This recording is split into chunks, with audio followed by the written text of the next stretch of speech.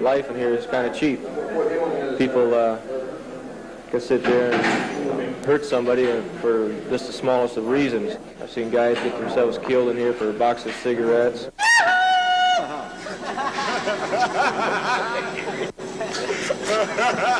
Hi, Mom. Don't worry about your kid. He's all right. This joint is a keg of something, man. The whole department. You know what I said? We got word out here today that they sent a letter to somebody and told them they're going to tear this mother down. Now, I'm letting you know something. It scared me, man. I am afraid. As long as they have San Quentin, I think you're going to always have violence. San Quentin is a scary place, you know, and when inmates come here, almost without exception, they're frightened people, and frightened people behave differently.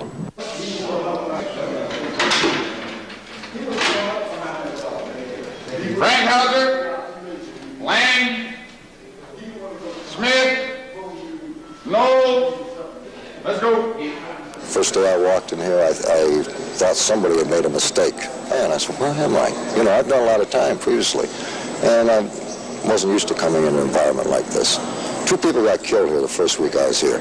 I did 7 years flat in New York, in Attica, and no one got killed, guard or inmate. There wasn't any stickings.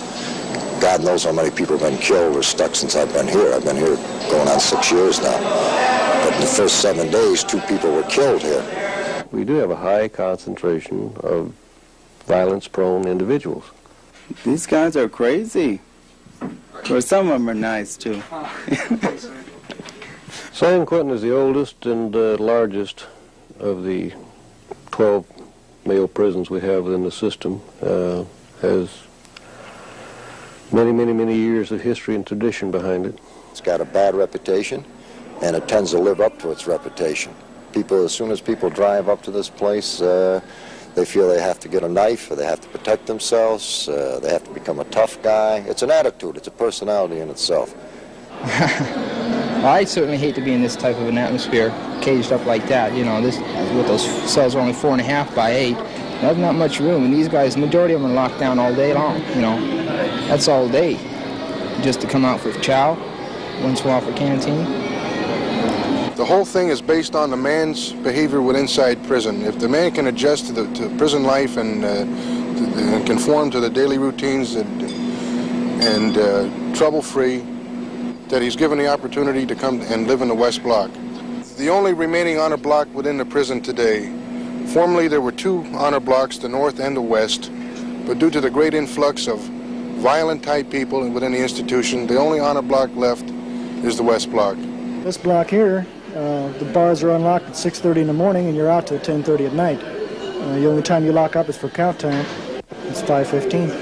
The rest of the time your doors are open. You can do what you want to as your cells, as you see here.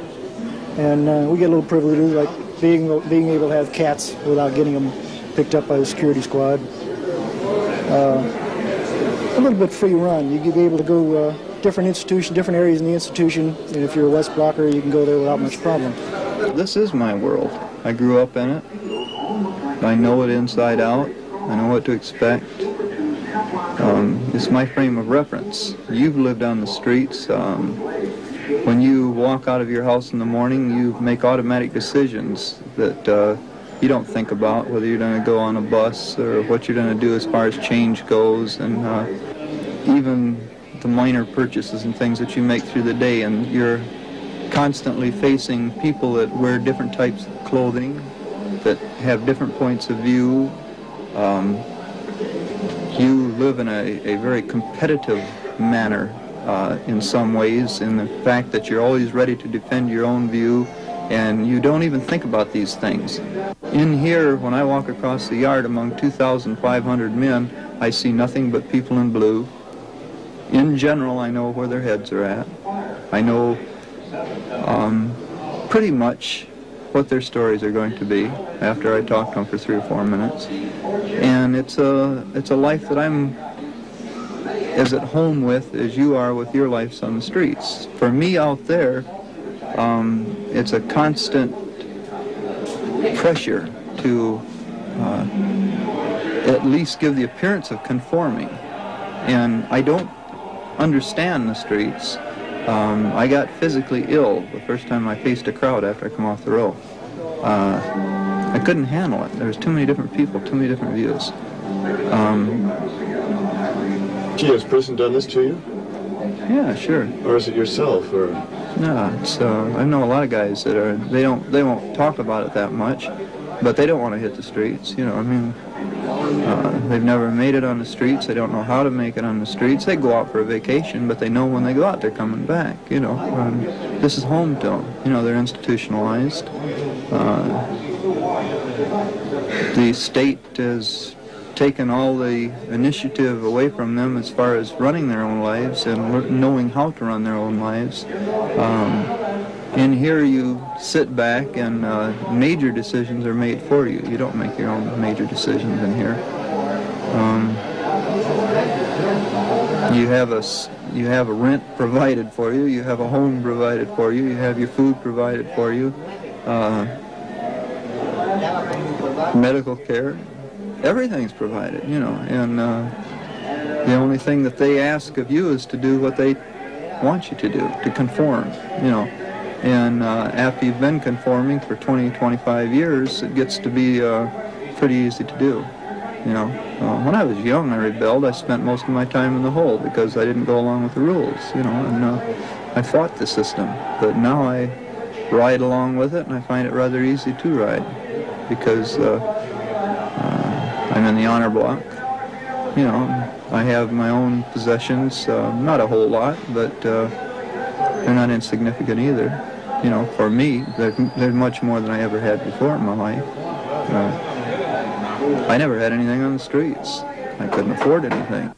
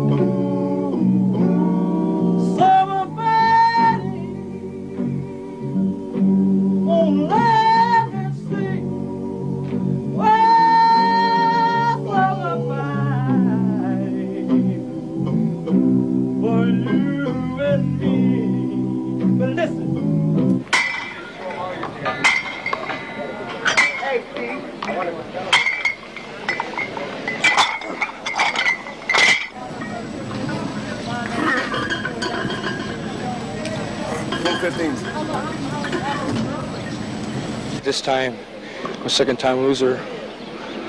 I'll be 27 years old this month, and lost everybody. Mom's died when I was in prison last time. My father more or less disowned me this time around. I've written my brother's letters and never received any answers, and it's just me and him and the family, and it kind of hurts, you know. I can see where they're coming from, you know. I've been a pretty big disappointment. The only one in our family that's ever been in trouble, and you know, I'm in and out of jail. And they told me last time when I got out, you know, if I ever fell again, this is what I could expect, you know. But you always tell yourself, nah, you know, they won't do that. Cut. 415.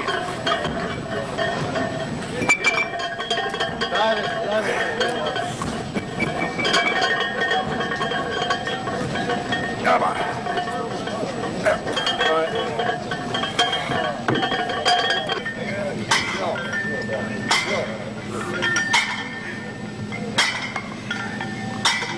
I was a revolutionist and terrorist, a gun runner, a hitman. I was sentenced to death at the age of 19. I was 3 hours away from execution when Governor Knight commuted me to life without possibility of parole. I've been here since. Actually, I think I'd rather be executed. I'm walking in Death Valley now, man. my shoes on. That covers a couple of them. Butch, go ahead and get the shirt off. I got 9 brothers and 5 sisters. And I was tired of living out of a garbage can. You know, to survive, I had to eat out of a garbage can, and I used to see kids better dressed than I am, and I said, well, that's for me. So I joined the East Los Angeles gang and started pushing dope at 11. I was a drug addict at 12.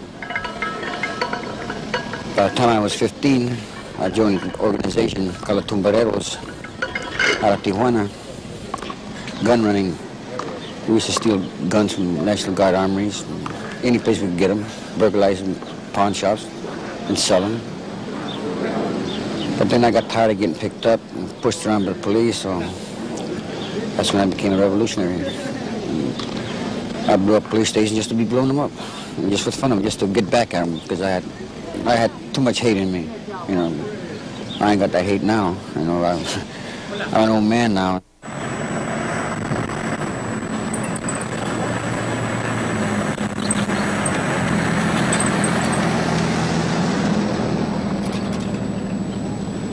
This block is about the worst block in the institution, I'd say. The worst mainline block. This is where most of the stabbings occur and, you know, the fights. And, well, anyone who was busted on the outside, who was given what we call a beef, a disciplinary. If he gets busted from an honor block, he ends up here. So this is the end of the line. East Block is, well, we call it Little Vietnam around here. 2 months ago, we had a stabbing on the 3rd tier. It was between black and white type thing. And the stairways is a good place. This is where they usually do it, you know, because they're kind of hidden from their guns. Well, as the commanding officer of this block, what do you observe to be the effect of incarceration on an inmate? Well, take an animal, for instance. You know, you keep an animal caged up or a dog chained. You know, they become kind of hostile and, well, very unfriendly. And we're all, I mean, animals. They make criminals here. The situation here is pretty hopeless. That the smallest things that a free person can give is highly appreciated. For that reason, the teachers are respected and maybe even loved a little bit. But during the lockdown, I might find that I'm giving some man a copy of a novel that I pick up free outside a bookstore that throws it out. And for that, I'm a good guy on the blocks. I felt safer walking through East Block with so-called rapists and all kinds of criminals than I feel in lucky markets, you know, where I don't know who I'm dealing with. But generally speaking, convicts, I find,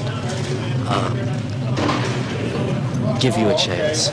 They give you a chance to be a human being. If you behave humanly, you're pretty much in.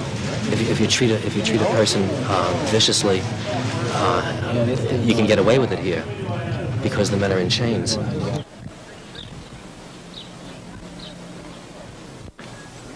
Okay, in the Adjustment Center, many of you probably already heard. Gibson had a piece, refused to lock up. Personnel went in after him, flak vest, etc. Howard was hit twice in the arm, minor injury. Officer Howard, that's correct. Sergeant Morera got a scrape on one of his hands.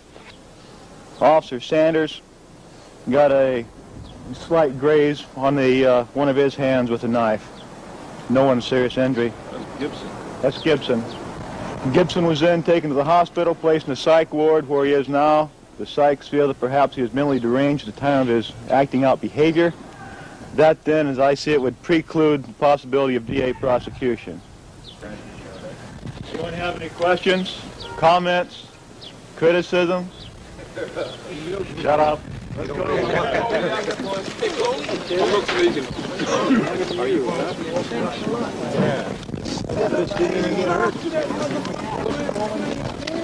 Nectine is not the proper name of the drug. It's There's a word for it that has something like 24 or 25 letters, but for short they call it a neck team. And what you do is the officers in the green shirts come in and they put you in restraints, handcuffs, and they put shackles on your feet where you can't kick. And the doctor comes in and he sits down with a little folding chair, a little metal folding chair. And he says, well now Mr. Smith, you burnt your mattress last night. Why did you do that? Well, it so happened I burnt my mattress because I had nothing else to do. I had no books of any kind whatsoever. I had no type of, nothing to keep my mind or anything else occupied except staring and looking at the ceiling. So I decided to do something, cause a little excitement, and I burned my mattress. So he says, now we don't want you to do that again, Mr. Smith, so we're going to try and give you a little therapeutic drug that will help you. It's called a Nectine. And I want you to listen to me very carefully when I administer it. Naturally, I have no choice in the matter. I'm chained and restrained and have 2 or 3 people sitting on my arms and legs. I can't do a damn thing about it. So he pulls out a hypodermic, swabs my arm, injects the Nectine intravenously instead of intermuscularly. It goes straight to the vein. Immediately upon injection, your body goes into a convulsive, just spasmic, say 4 to 5 seconds, a spasmic attack. And then the body's immobilized. It's a feeling of being suffocated with pillows on your face and at the same time of having an enormous amount of weight on your chest where that you can't breathe. It's a feeling of total paralysis of your hands, your arms, your legs, your toes. You can't move anything. You can move your eyes slightly, but only slightly. I mean, it's very hard just to move them a fraction of an inch either way. It's, it totally immobilizes the body. It's like a catatonic type of state. And, but of course it's a limited state. But your thing is this, the doctor understands what he's doing to you. He knows that you're not going to die. You don't know that. You may think, as most of us thought, as I personally thought, that he put too much in there, that he'd kill me accidentally.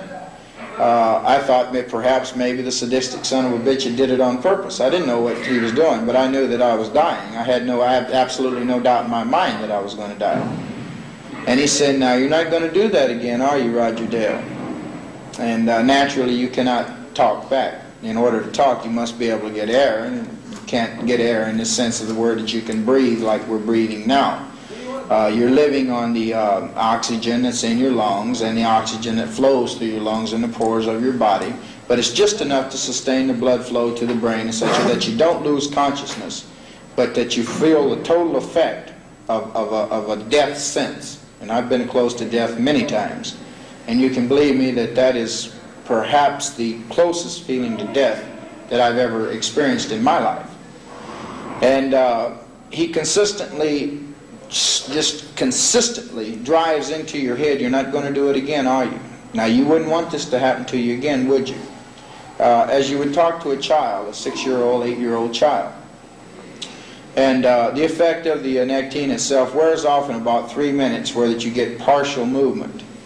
Well, during that partial movement, they remove your restraints and they get out of that cell. Because after 5 or 10 more minutes, you're going to be able to have full movement of the body. And believe you me, if they were in the cell at that time, you would gladly kill every single one of them and you wouldn't think nothing about it. You'd think nothing whatsoever about it.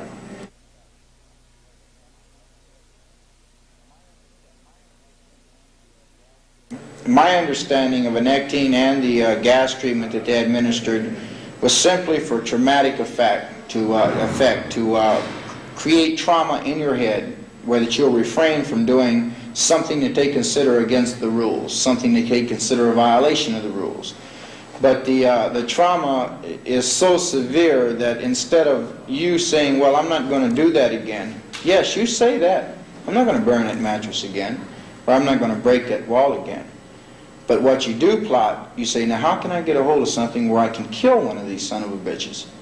This is what you start plotting. So you forget the petty minor stuff, the get rid of the aggressiveness, the pent-up hostilities by burning and making noise and breaking things. You do it because you are afraid of the Nectine, you are afraid of the gas treatment. Anybody says they aren't, they're a goddamn liar. but you start planning on how you can assault severely, preferably one of the people that administered this to you.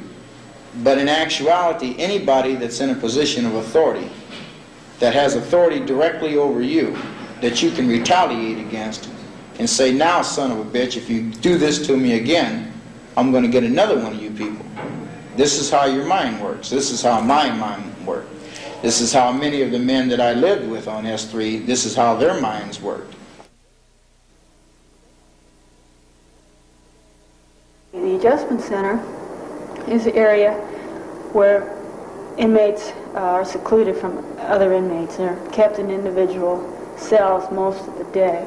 They're there for a variety of reasons, some because of violent acts in the prison, others because of dealings of drugs, others because they have been victims of attack and they're in need of protective custody, others because they're just really afraid to go on the main line. So we have a variety of inmates there. A few of them are mentally ill, most are not.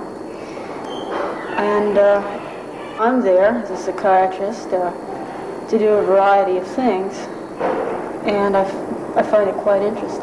It's a depressing situation being within here because you only go out to the yard maybe 2 or 3 times a week, and like I say, you know, guys got a little 6x8 cell here, and you know, it's even worse than what a dog would have to be living under. And anyway, the medical conditions they're nothing. All they do is just give you a few suppressants, you know, just to kind of knock you out and keep a man happy. They give him a few stimulants, you know, just what they think the guy would be, you know, happy with. In other words, that would just pacify the man, but it's not medical treatment because they're not examined by medical staff. Well, they're locked up 24 hours a day, where they can't get out and go to movies or have TV sets and that type of stuff. All they can have in here is their legal work and magazines and books, and they do have an earphone for radio, and that's about all that they're limited to. I've been trying to expand the program that's available here, but of course, Department of Corrections is always short of funds, and I haven't been able to get any funds to pay instructors other than the one that we have. So I have been working with volunteers. I have an art instructor from the College of Marin who comes in from time to time and looks at their artwork and offers suggestions. And I have a yoga teacher who also is a volunteer who comes in a couple of days a week and is offering yoga instruction to those that are interested. Inmates in general are interested in keeping fit, and the yoga exercises are just, you know, another way of doing that. Plus, it may relieve some of the anxiety and tension. There's no more emotionalism in the ACs, for example, since they're in cages all the time than out in the yard? Well, you see a little bit more of it in the adjustment center, like inmates throwing food and stuff on the officers, which they wouldn't do out on the main line because they would be locked up for it, and here they are locked up, they have nothing to lose for it. What do you do with your leisure time? A lot of reading or just talking, you know. It's, you know, it's, if they'd have more exercise and a little more, how can I say it, little things you could make in your cell and stuff, you know, that it might ease a little bit of your, you know, your pressure and stuff, instead of looking at the bars or looking at the calendar, because I don't get it. You know. How long are you in for, Jim? Well, I got a date right at the present. You got a what? I have a release date at the present. What's your release date? 1980. 1980? Yeah. So, but I already lost that, so don't. You lost that because of going to the AC? No, I lost that for throwing water on an officer last week. They have tier exercise, which is an hour each day, but you only get that about once a week because there's 17 people on the tier, and that's 17 hours. You know, so you won't hardly get that but once a week or once every 2 weeks. There's no man, convict or cop, or counselor or free personnel or anybody else that has been in this adjustment center longer than myself. Nobody. There's nobody that knows this adjustment center better than myself. There's been no man in California history that served longer in the hole, and when I say hole I mean segregation, isolation, where that you are confined in a segregated unit, longer than myself. Other than 17 days, I've been confined in the hole for 8 years and 7 months and 14 days right now. And anybody that is in that adjustment center, right now ain't got nothing going for them. And I mean nothing. They're dead as far as the world is concerned. As far as this institution is concerned, they're buried. I don't know how to put it in words, you know. I just don't know. Man, these bulls, they shot me. This dude, he didn't even fire no warning shot, you know, and he just shot me out in the yard, and you see the bullet come out about 1 inch under my heart. And he's supposed to shoot you just to maim you, you know. But he shot me, and dude was trying to kill me, you know. They've been shooting people like that a lot lately, though, because they just shot a black dude in B section, and they shot him in the stomach, too, you know, and they're supposed to shoot you in the leg or something, you know. But they didn't do that. You know? Right, and they shot another white dude's eye out down there, too, with a shotgun, you know. That's what they be doing a lot lately, you know. They said it's supposed to be a deterrent to violence, but it ain't. A strip cell is a cell which it doesn't have a sink in it. The toilet is removed. There's a hole in the floor for a toilet, which is flushed from the back of the cell. There's nothing in the cell that the inmate can rip apart. The mattress is put in there is fireproof. It can't be set on fire. The inmates are not supposed to have matches or cigarettes back there to start with. Everything is watched real closely. I say the inmates that like to be back there is some of them just like to stay back there. I don't know why. Ask them. You might call it the black hole of Calcutta. There was absolutely no light in the cell whatsoever. You were fed a ration of so-called RD, restricted diet, which is a loaf of minerals, vegetables, and they say all of the daily proteins and vitamins that you need to subsist, but it tastes like sawdust and it's frozen, and you have to wait till it thaws out before you can eat it. Remember now, we're speaking of the years of 65 and 66. Yeah. This is when this decision came down. So after being placed in there, I stayed in there for 8.5 months in the strip cells. And I mutilated myself severely in my arms, my chest. I cut my own self with Ajax, tops of Ajax cans, razor blades, pen filters, anything I could get my hands on in order to get out of the hospital. Can I raise up here? Sure. There's several lacerations with razor blades all the way up the arm, starting from the wrist and running to the joint of the arm. In this joint of the arm, I've severed the artery 3 times. There's what they call a plastic tendectomy in there, which is pieces of plastic to replace veins that were cut out with razor blades. And the same thing with this arm all the way up to the joint, same thing. And the reason for that was to try and obtain a transfer to the California Medical Facility, which is a psychiatric facility. And it was more or less a sham. I wasn't really crazy, but I was willing to do anything to get out of that strip cell, even if it meant seriously destroying my health, my arms, scarring my body or whatever.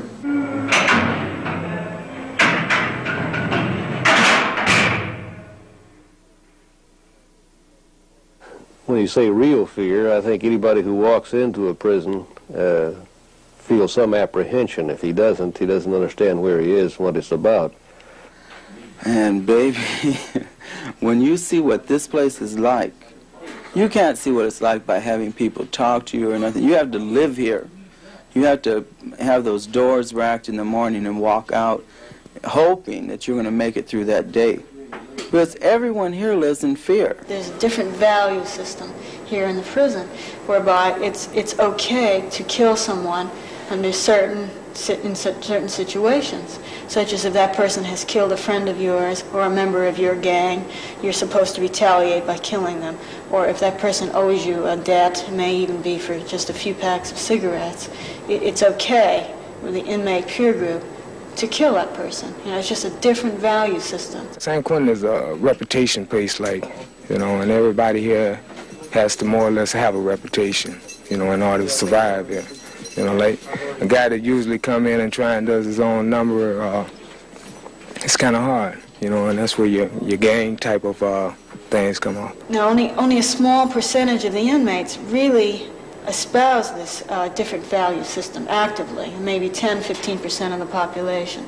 The rest of the population are somewhat terrorized by the small percent at this time. They're afraid to speak up against it. They're afraid to try to control these inmates. The only way they could control them probably would be to become violent themselves, and they wish not to do that. So that the 10 or 15% that are violent, that do belong to these gangs, are able to pretty much run the prison. Say the guy doesn't know Kung Fu, he hasn't fought for 5 or 6 years, and he gets thrown in the middle with all these lions, and there's just not somebody there to shelter him. It's like maybe he does the homework, but the other guy does the fighting. Well, he's totally lost. He'll either become a homosexual or he'll be used and abused. He'll never probably be able to face a woman again in life. He'll never be able to live a normal life by having children like other people. So he has to go to he's white, so naturally he would go to the white group. The violence centers around a couple of things, one being narcotics, the traffic in drugs that's in the prison, the illicit traffic in drugs. Another being homosexual activities. Certain inmates are homosexual, of course, and they, from time to time, are fought over by the other inmates. Those are the two main causes. Another is just fight for territory, you know, want to be king of the mountain, want to run the prison, run whatever, you know, racket there is to run. We'll say all the black guys have got a whole lot of dope this month, okay, and the white guys want some.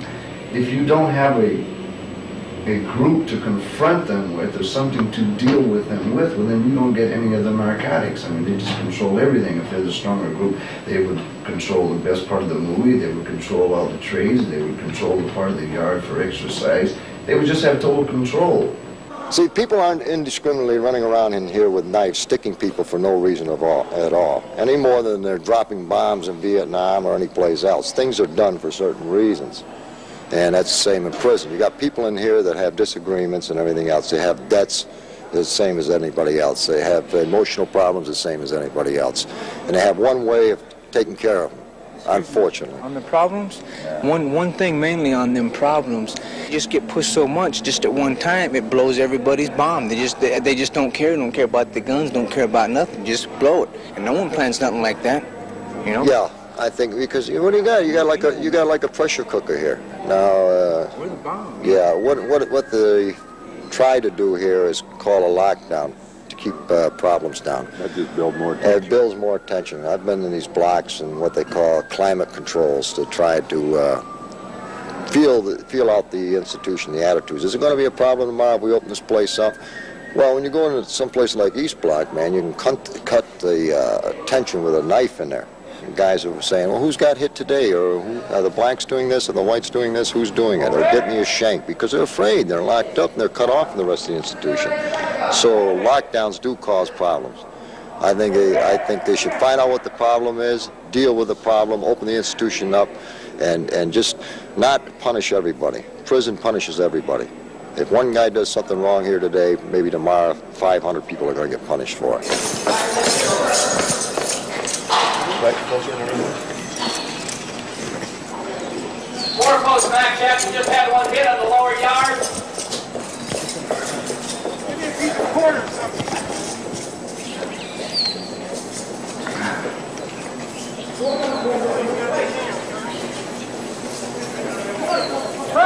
Get some sticks here.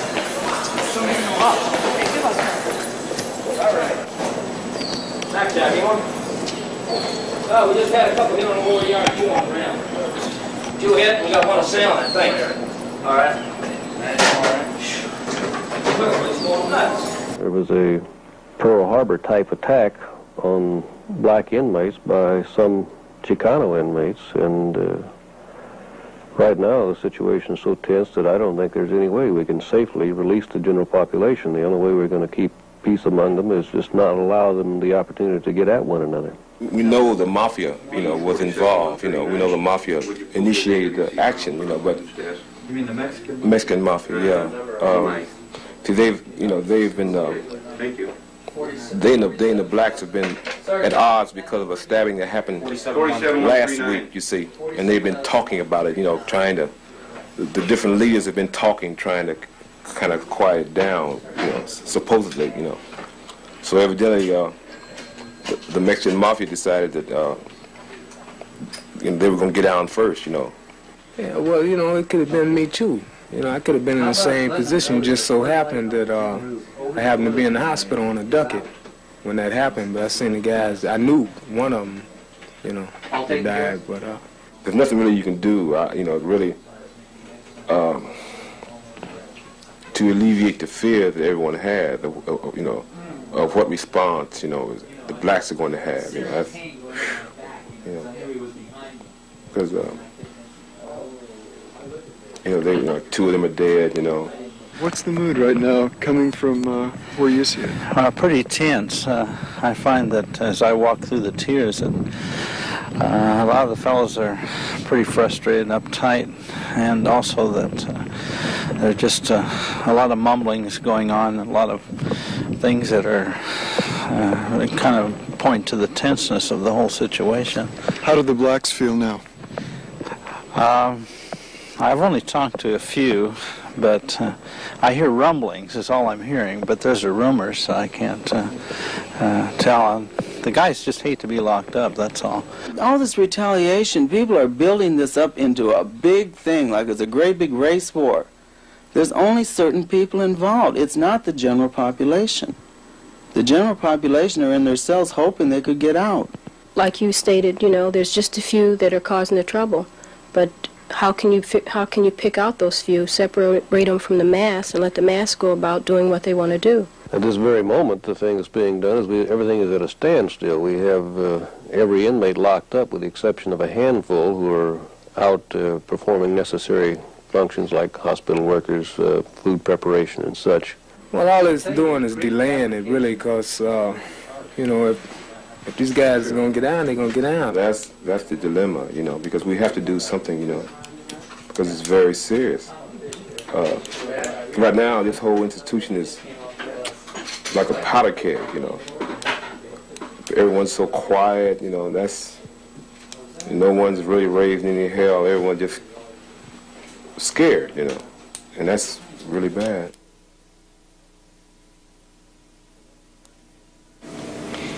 The weapons you see here have been picked up around the prison on various times. Some of them are made out of conventional items, stuff that you'd find in a machine shop or anything. Various stabbing instruments there. They tape the ends of these so that it makes it extremely difficult to get any fingerprints to identify the man using the knife with the knife. And how about this here? Down here we got bombs. They make bombs out of match heads. This one down here out of pipe will show you the explosive force that can be generated by just match heads. Sometimes they'll use things with pieces of glass in it, sort of like a shrapnel device. These two items here are darts. They can get a piece of conduit somewhere or another, a half-inch or three-quarter-inch conduit with a nail and with a paper and a little glue, which is not hard to come by, and shoot these things, and they'll drive them through a half-inch board with just the wind. There's no problem at all. And to show you the total extreme, we go on weapons. You see the bone up here. It looks like a part of a T-bone. I have never seen, although I wouldn't say it hasn't happened, any incident involving a bona fide knife of this nature that came from the kitchen or came from the other thing. It's the things they've found have usually been handmade things that they made out of a piece of scrap iron or something of that nature. Some more things that are more conventional tools, a screwdriver that's sharpened here on the end. This was probably a bolt, and as you can see, it's sharpened on the end. A measuring rule that someone got, which is very hard steel, and it's sharpened on the end. Is that a machine gun? I'm not sure if this was made and used in an escape attempt here about 6 or 8 years ago when two people overpowered one of the maintenance men here, one of the free maintenance men, and took off out the west gate. This probably could be a zip gun, and this is maybe the firing pin that would work into it, which it's a one-shot affair, and it is very deadly, of course. This looks like a spear. Yeah, it does. I'm pointed with a toothbrush. So you see a harmless-looking thing like a toothbrush can be a serious weapon. Over here on this side is a garrote. That's just to go around someone's neck and choke him very nicely. And that's the end of that. This is very soft. It feels like there's buckshot in there. Very good blackjack. Again, no fingerprints and no marks on the person to speak of to identify the type of instrument that did it. And you can see you can make a hacksaw out of anything. Adjacent to that we have some ropes, and looks like some inner tubes, some more ropes, a rope bundle there with a hook to go over the wall, a package with road maps and probably other clothes, a saw, a shovel to try and dig your way out, a mask to leave on your bed so the officer thinks that you're still there. Beyond that is a key that will hook up to an automobile so you can steal it and still run it on and off, and then another shovel. Along the top of the thing is another rope spread out that they've made out of sheets to get down off the wall.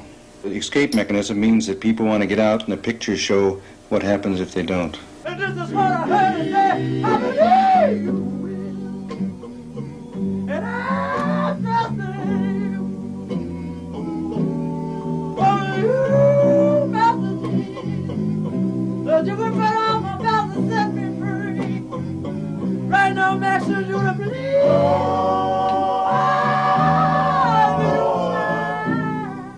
You're charged with Director's Rule 1104, counterband. The specific act was possession of 2 prison-made stabbing instruments. You can admit to the charges as written, admit to the charges with modifications, or deny the charges. I denied the charges. I asked for a lie detector test and a physical examination in order to clear myself of the charges, but I haven't had any response there, you know. Well, we don't normally give a lie detector test. And this late date, it wouldn't be too. You know, this is a serious thing right here. It could cost me an additional year or 2, you know, of my time.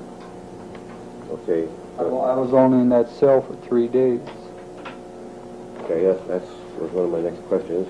We want you to, you know, give us some idea what you know about it, how it got there, you know. I come from the adjustment center. They moved me from the adjustment center March the 28th. At that time, they ran me through a metal detector and a skin search and a squat search.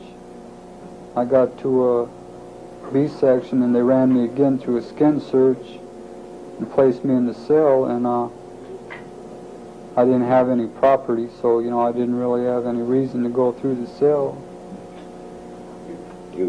This may happen on March the 31st, and you moved into that cell on March the 28th. Right. Did you look the cell over when you moved in? Don't you make that a habit? Well, I didn't have any property, so I didn't really have any reason to go through it. Having been in prison 3 years about, right? Right. You're aware that, that you're responsible for everything that's in your cell. I'm responsible for what I know is in my cell. If I don't know something's in my cell, I don't know how I could be held responsible for it, you know. We don't know that you don't know what's in it. Well, that's why I requested a lie detector test or a physical examination of some type. Anyway. What do you mean by physical examination? A rectal examination. They said I was supposed to have a keister stashed. Well, that's again because they found the human feces or what they thought it to be. But that really, the charge is really the possession, and they weren't found. They're not saying they were in your rectum at the time they found them.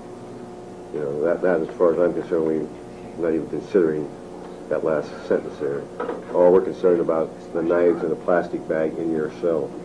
If they moved me from one place to another place, well, that cell's supposed to have been, you know, been gone through prior to my arrival, right? It had been. It had been. It had been. Well, if it had been, then evidently the officer who made the search didn't make a very thorough search of the cell. Or it wasn't there when he searched it. That's a possibility too, right? No, that's not a possibility. Well, it is as far as I'm concerned. Yeah, you know, I don't know. You know, Okay, that's why I requested these tests. See, that's what I stated in my, to the investigating officer, is just my word against the evidence, right? Yeah, we know it was one fact. No matter what you're saying, there's one fact. One fact is there was 2 knives found in my cell. The second fact is your responsibility. Well, I agree, sure. You know, I'm not denying that. If the officer says he found two knives in my cell, well, I'm not denying that. Were you there at the time? No. When he found it? I was down in the shower area. Usual procedure, they shake down while I'm in the shower. Yeah, I know. Or take them out of their cell. He wouldn't normally be there. Have you ever had this kind of a charge against you before? No. You want to step outside? We'll call you right back.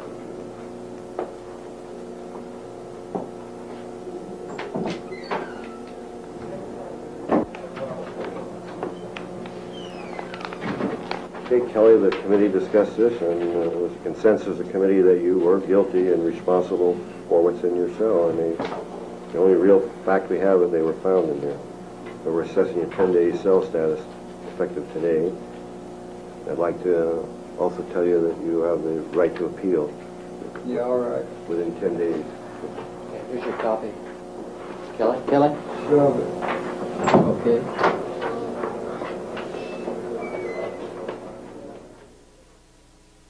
There are many different reasons why people commit crimes and why persons may be violent. And most persons that are violent are not violent most of the time. They're only violent for short periods of time. And most persons that commit crime, that's only one aspect of their lives. And many different reasons, ranging from lack of education, lack of opportunity to do something else, lack of practice in doing something, lack of proper job skills and work habits. Many prisoners come from families that did not encourage things such as education and productive work.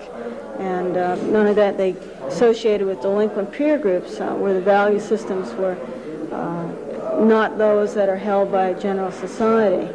Also, many suffered a lot of deprivation with their families. They were mistreated by their families, and so they have a lot of built-up anger at this. And then they project the anger that comes from the family situation onto society in general. And there are others that are mentally ill. We have perhaps 15 to 20% of the inmates in the Department of Corrections are seriously mentally ill. I think some of them need psychiatric care. They don't belong in here. And I guess, the state just doesn't have the facilities, or I don't know. This is home right here. This is home. You're home away from home. Right, home away from home. I was railroaded on 3 murders in Oakland. You probably are familiar with my case. What is it? You from the Bay Area? Yeah. Yeah, well, you familiar with the Piedmont Slam, the son and the mother? The Piedmont, they was from Piedmont? Yeah. That and then some call-out man. But I was railroaded on all 3 of them. Yeah. I got life without. Every time I walk down this hallway, I feel that some part of my life is being taken away, And I feel that when I'm walking down this hallway, I have to watch my life. And this here puts a lot of tension on a man. When you first come in, or from what people know about it, they're afraid of it. You're just completely afraid. You watch the back of you, the front of you, the sides of you. You don't know who to talk to and what to say. So you keep to yourself most of the time. It's not monotonous. There's something different every day. I've never had the same kind of a day twice. I don't believe I've ever had a day that I've worked for the department that I disliked. I like my job real well. I like the men I work with, both the convicts and the officers. Send your line down here.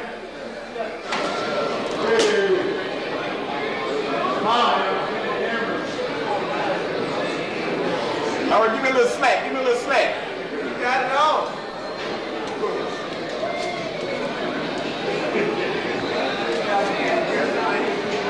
what you do if you want to get something off another shit. Yeah, bar sold us some toilet paper. Well, they don't get you. If we're lucky, we have a mirror that we can check and see what's going on outside. Otherwise, we just look straight ahead all day, and we end up with nothing. Hey, man, check this book out, man.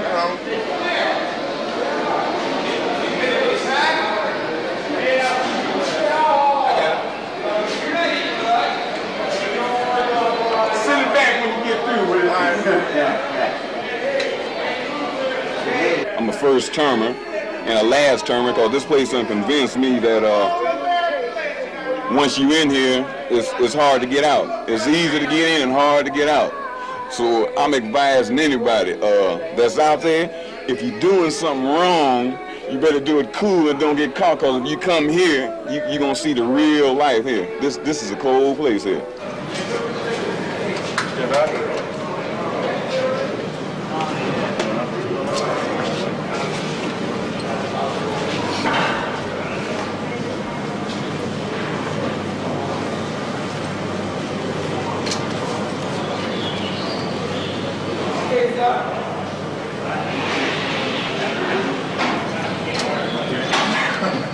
Christmas holidays on.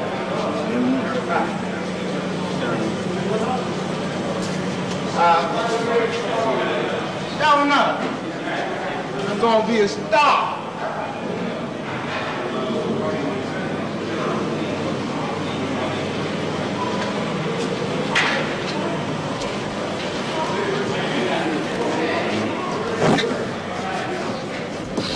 I think they just have to watch TV. That's what it is.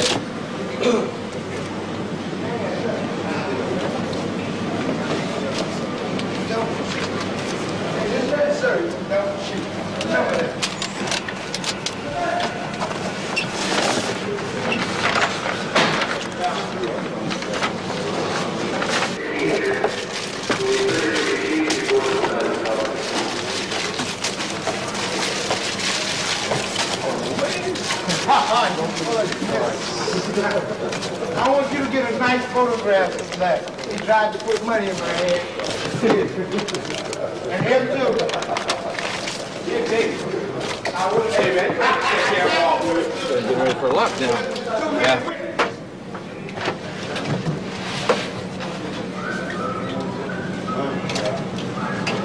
You ever get taken into this room of the lane? Why don't you call me? Fillwood, DC.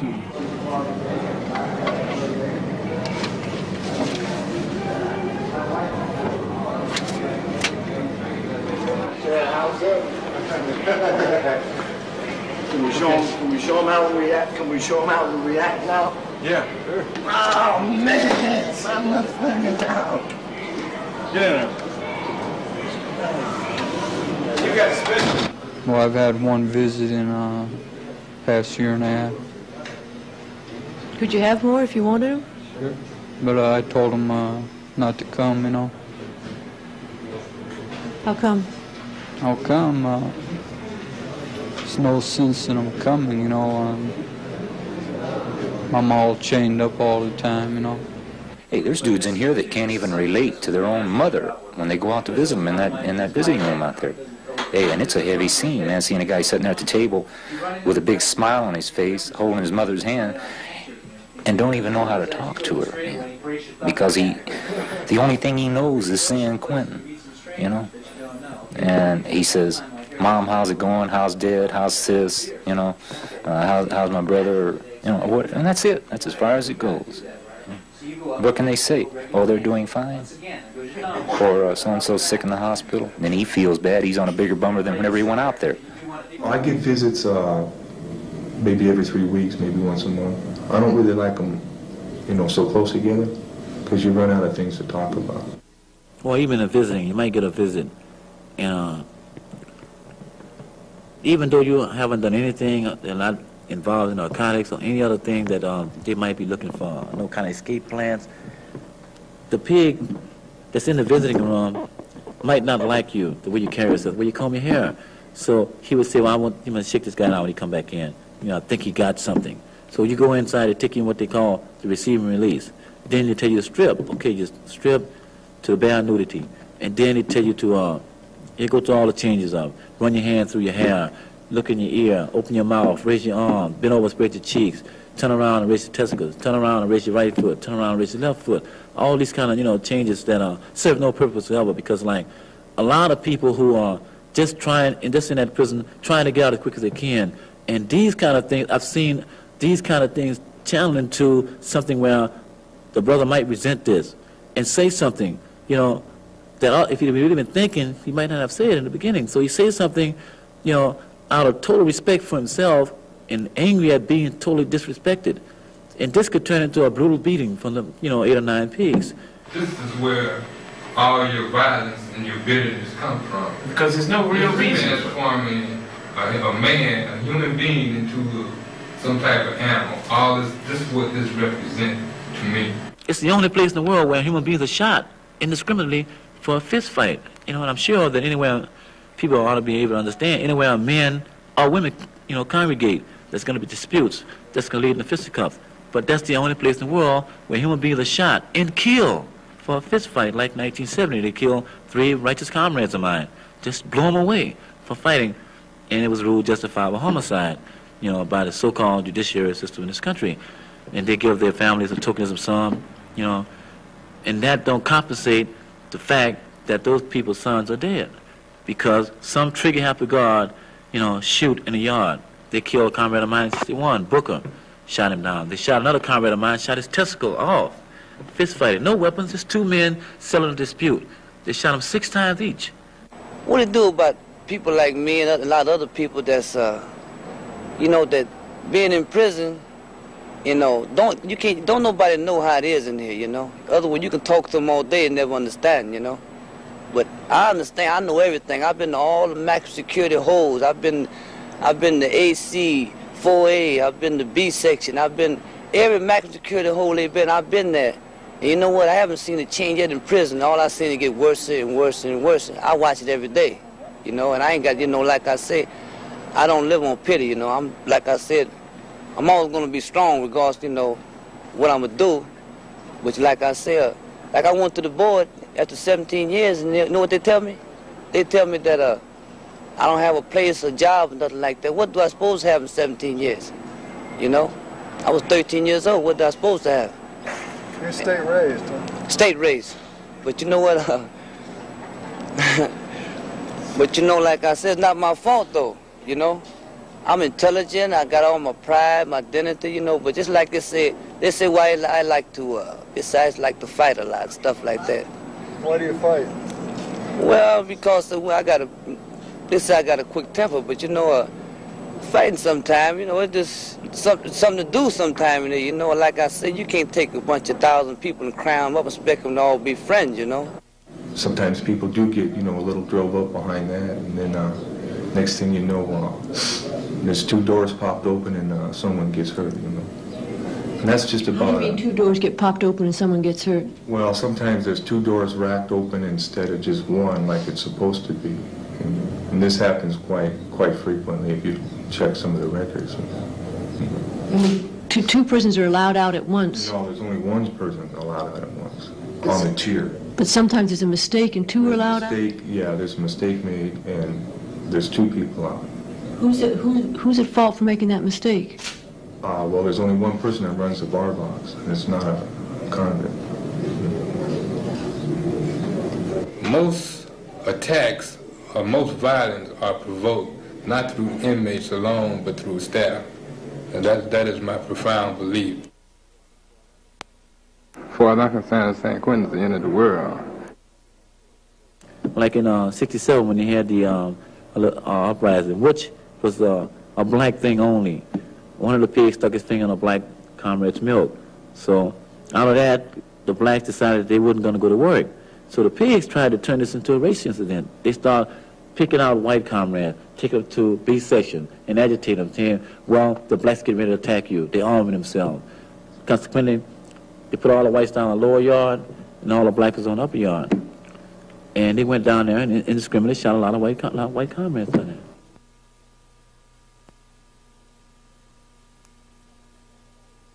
And you're talking about these bulls. It's a few bulls in here that fruit foxy, but there are other bulls in here just like the other policemen in the streets. Nothing. They're incapable of dealing with men.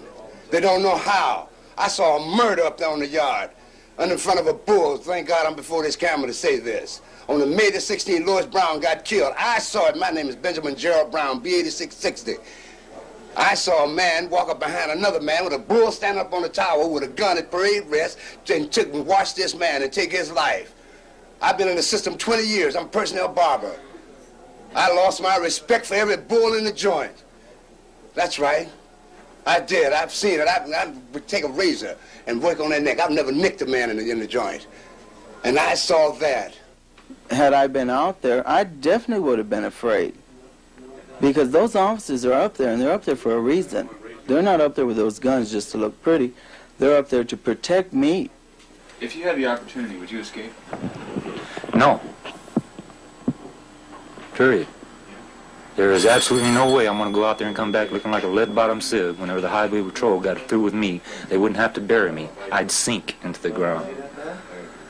Not because I would be shooting at them or anything else. It would just be simply because I'm in here for killing a highway patrolman.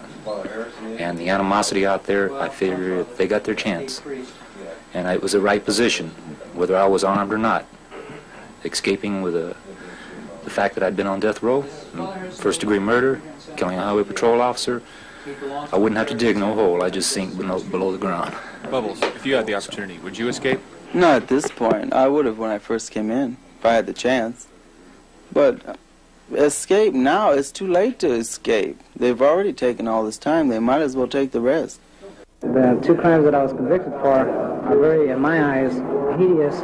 And at the time that I was arrested for these two offenses, which involved the deaths of two elderly women, made me just, so sick and, just bitter and, heartbroken, sad, whatever you want to call it. In fact, I just blew it in the courtroom and just, I just attempted to hit attempted to hit the DA, threaten the jury, and, stuff like this. And my whole outlook at that time was very negative. The fact is, now I'm here on condemned road because of my attitude, not the evidence.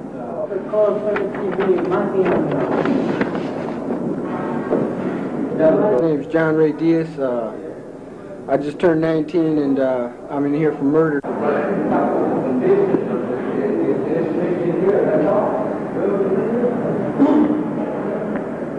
My little boy just turned 2 years old, November 24th, and I was really down and out because of that, and I had my birthday in here and had my anniversary in here, and I haven't touched my little boy in the whole year, and I've been locked down almost the whole year, and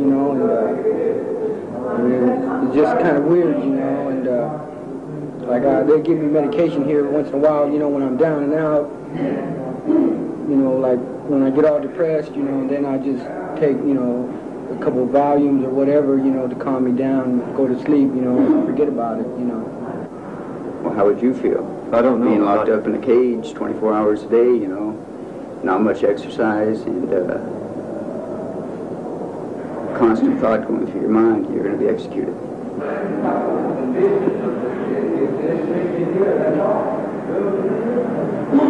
Even though I received the death penalty for killing a man, I don't believe anybody should be dead. I don't believe anybody should be killed. I don't believe that anybody should have the right to take a life or to impose that sentence on anyone. Yes, I feel that the method of execution by gas is a very cruel one for the people who are witnesses to it, and it's a very unpleasant thing to have to watch.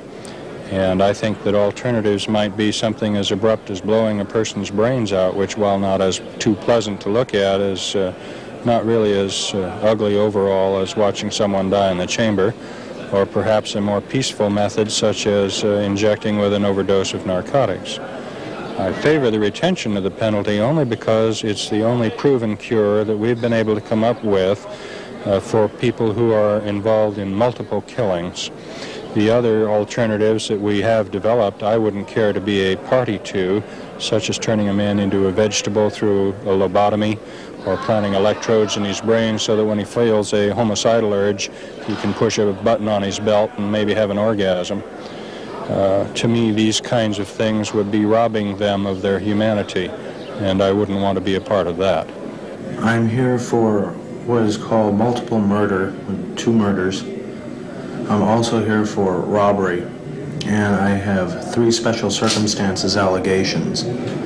One which is robbery murder, the other one which is supposed killing of a witness, and the third is for the 2 or more is mass murder. Each one of these separate special circumstances merit the death penalty. Who was Tony on the outside?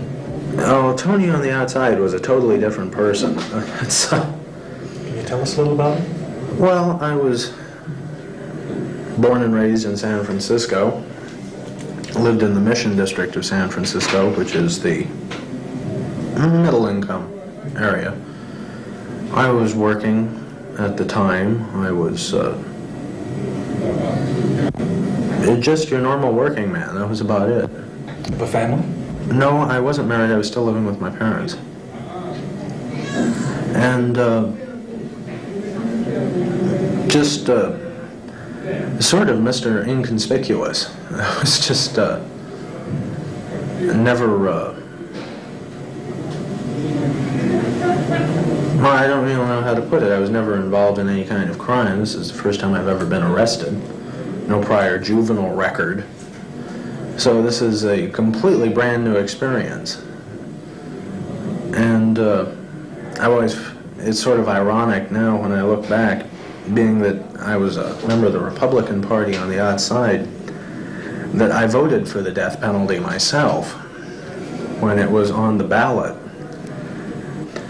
Because there's not too many people on death row that voted for it.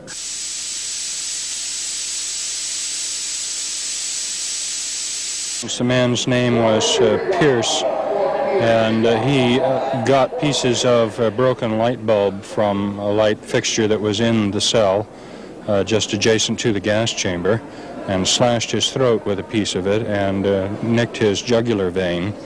And as the blood was spurting out, of course the doctor said that we're going to have to hurry up or he'll beat the state. Well, of course you can't advance the time fixed by the court for an execution. But they did hurry the process of getting the man seated in the chair and strapped down, and then had the door dogged and everything ready to go. And in the process of hurriedly strapping him in, one of his arms worked loose and flailed around, and as the blood was spurting from his throat, it hit his hand and his wrist and splattered all over the interior of the chamber. And the witnesses outside were fainting faster than the officers who are normally posted there to catch the 1 or 2 people who might fall could even make a move. And of course, when they spun around to see why everybody was fainting, they nearly went down themselves.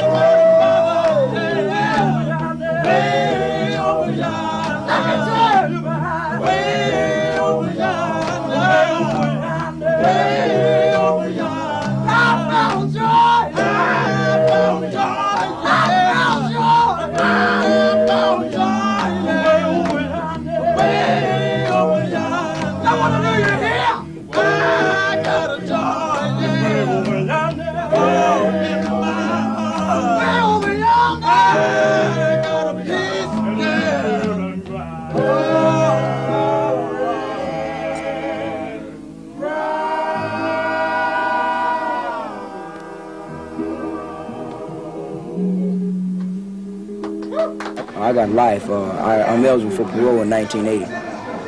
Yeah, I don't look to go nowhere till about 82, 83. That seems like a long time, huh? Yeah, well, it's a long time if you look at it. Personally, my personal opinions, I don't think that a lot of time rehabilitate nobody or do nothing for nobody. I think if you send a person to a madhouse like this here, it ain't going to do nothing but make him worse in the long run.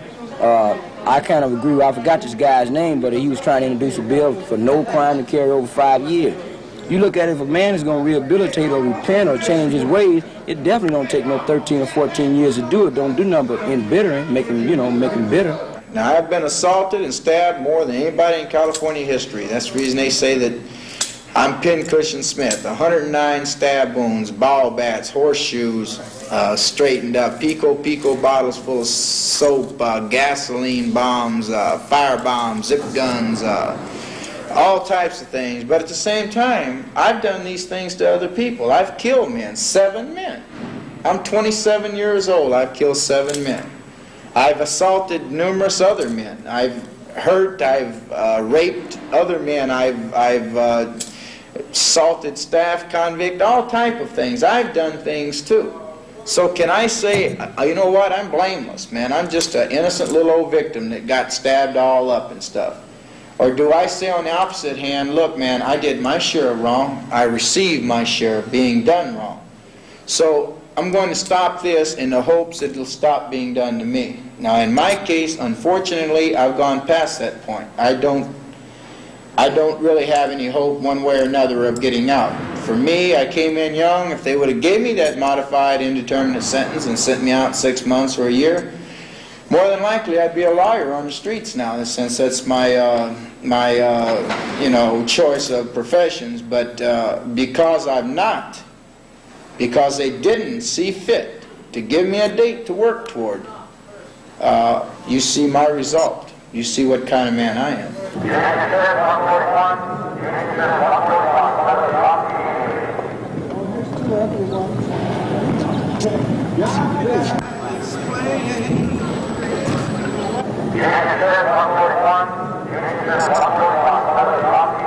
What you see now is the men coming out of the industrial area, the furniture factory to be exact. They're being what's known as skin shook down, whereby all their clothes are removed and all the clothing in their bodies are searched for contraband coming up to the main yard into the cell units. And they place their clothes in a box. The box is passed, the officer searches the clothes, another officer searches the body. The box is then passed back to the inmate free of contraband. The inmate then puts his clothes back on, proceeds down here, goes to another metal detector, and then back up to the upper yard and awaits lockup.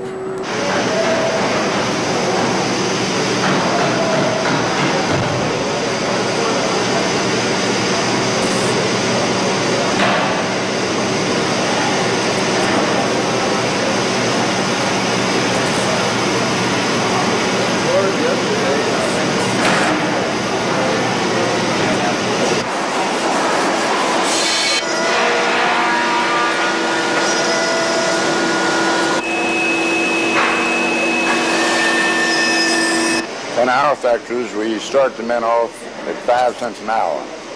They go up to 25 cents an hour, and they'll have a few, very few, that reach the maximum of 35 cents an hour. But the average runs from 18 to 20 cents an hour.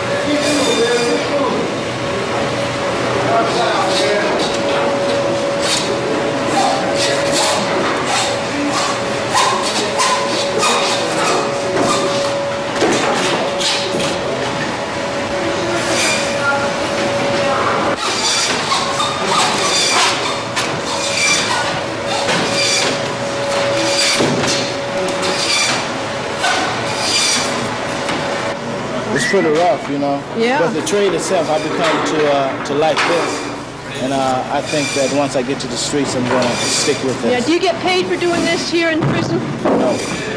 You don't get paid at all. No, they have what they call 3 pay numbers in here. The lead man, which is Buck Lattimore, he gets paid. The guy that works the slicers get paid, and the guy who works the freezer get paid. I think they make $10 a month. $10 a month. Just because a man's in prison doesn't mean he's not going to be going out to society again, and if they can help the man get a job and stay employed, it's going to help his chances of not returning. And I think these people are just concerned about that and want to see these guys get a good start. Most people working these vocational training programs are down supposed to learn a trade. That when everybody else is supposed to be rehabilitated to come back outside and get a job. And the bulk of this work is, these trades are for one thing only, for maintenance. Maintenance of the prison itself. Not only the prison itself, but also for the warden's houses, captains, lieutenants, and people who live on the reservation. These what these trades are basically for. Baking, cooking, not only do convicts cook for themselves, they cook for the prison guards, you know, they cook for the officers, their wives, and their friends who come out to the snack bar. And convicts can eat in this place even though they are forced to do the labor, the cooking, the baking, the dishwashing, and what have you. With the 5 cents an hour that they get, they've got to buy things that you and I would consider absolute necessities, such as toothpaste, in my case cigarettes. I hope you don't consider that a necessity. And, you know, well, writing paper, you name it, anything. My job at Scope is like an employment agency. We interview inmates that have parole and try to process them and try to gain employment for them. What makes you stay with Scope? I really enjoy it. I couldn't find more interesting work. I'd love to do this on the streets. I wish I'd done this before I got here. If I hadn't, I might not have gotten here. What are your plans when you get out? I'd like to follow the same line of work. I think I'd like to stay in employment or in the union work. What do you plan to do the first day you get out? I've got a sentence of life with no parole, so it's a little hard to plan right now.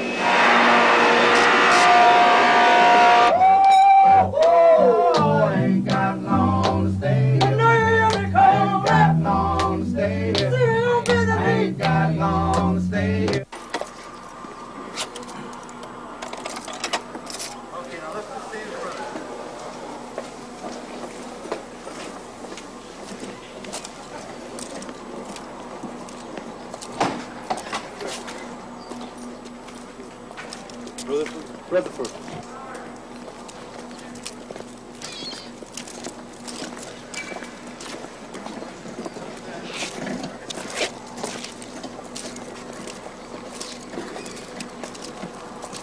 Well, I think when you ask whether one could have a prison system of which one would be proud, I'd say no, but I do think that there are reforms worth looking at. But the only reforms, in my view, worth looking at are those that are advocated by the convicts themselves.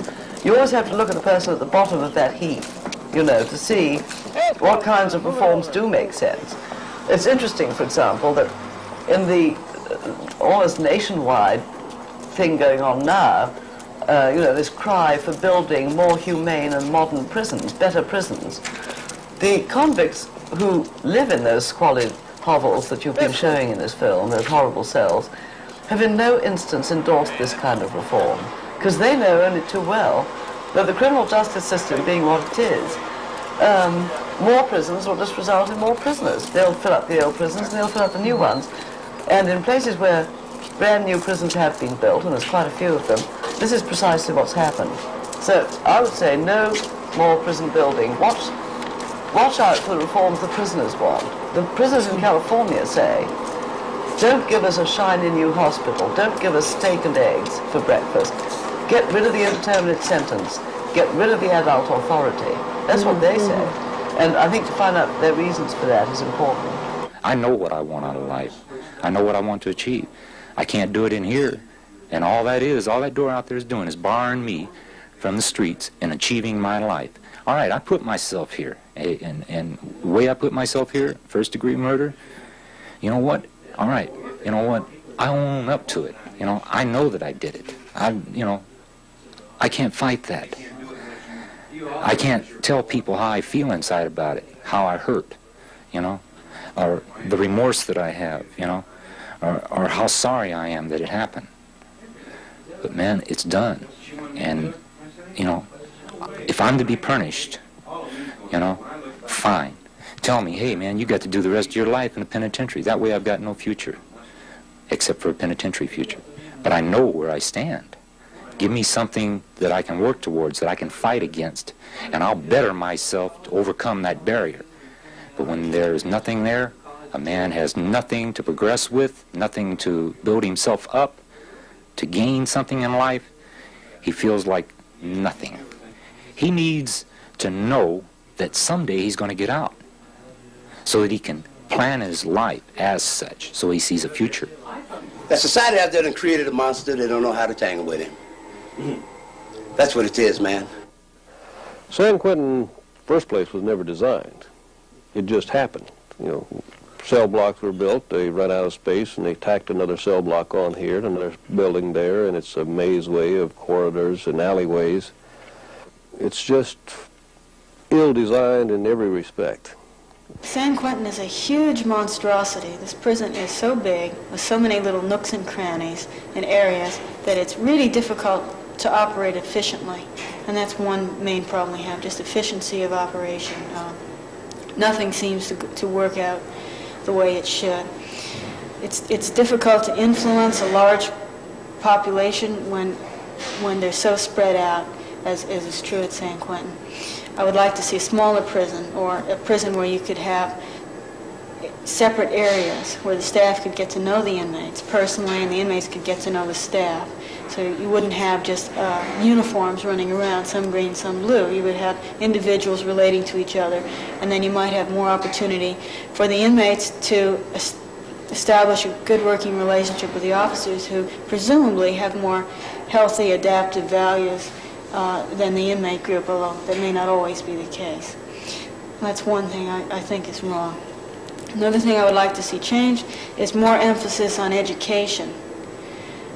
We have an excellent education department, but like everything else at San Quentin, the budget is very small, and they are not able to completely satisfy the interest or the need that is here. I think if they had more teachers, more money, more funds, they could expand their educational activities, teach a lot more trades, teach a lot more things, and you would see a lot more positive change in the inmates. Because everybody in here is not a criminal.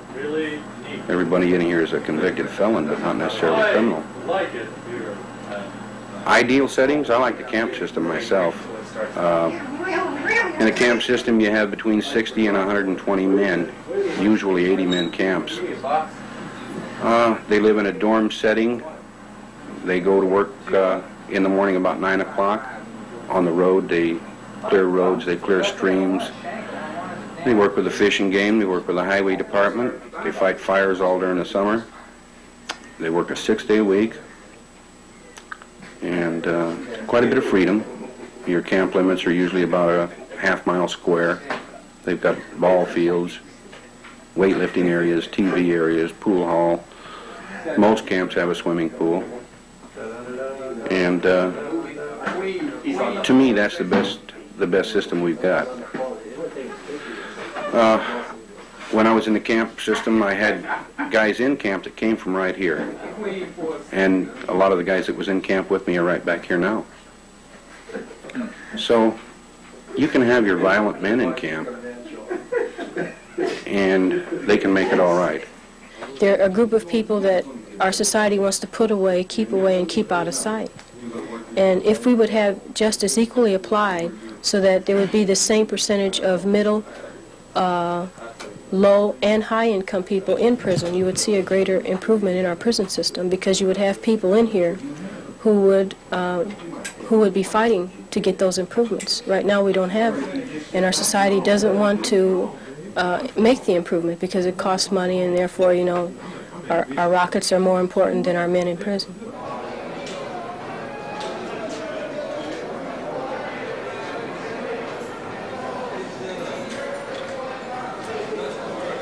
People in Sacramento and corrections, and we working here at San Quentin, I think we'd all like to see this place closed, because it's antiquated, it's old, and it's tired, and it doesn't, and we've gotten old, you might say we've gotten old and tired and short-sightedness too, because of the place. I feel that San Quentin could have a lot of improvement due to the fact that, see, its environment what makes things tick. See, in this environment, it's outdated. It's an impossible place because it's so old. It's a bad scene because there are too many people in too small a space, and it's just a very difficult place to run, a very difficult place for inmates to live in. The best thing I can say for San Quentin is that it should tear it down. Everybody in the business, the inmates, everybody knows that the place ought to be blown up and get out of there. Times are changing, you know, and people are going to change with them. But the San Quentin, yeah, it ain't going to change. It just ain't going to change. No way. The only way they're going to change San Quentin is when they flatten it to the ground. And that is a gospel truth. And you can say it over and over again, because walls in San Quentin were built in hate. They stand in hate. And there ain't a bit of love. And the world don't go around on hate alone. Because where there ain't no love, there ain't no understanding. And where there ain't no understanding, there ain't no compassion. And when there's no compassion, you got a prison. And that's San Quentin.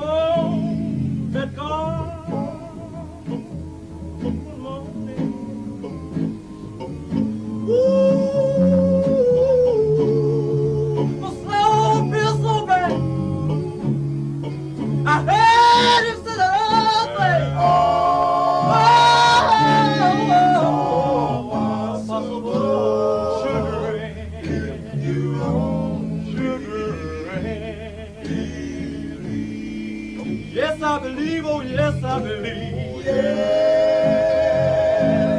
I believe. Yes,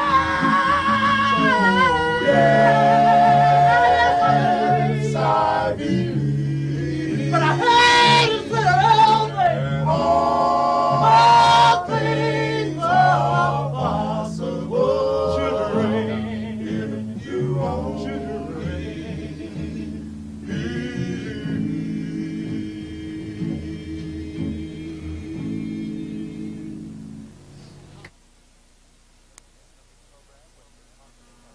Presentation of this program was made possible by a grant from the Corporation for Public Broadcasting.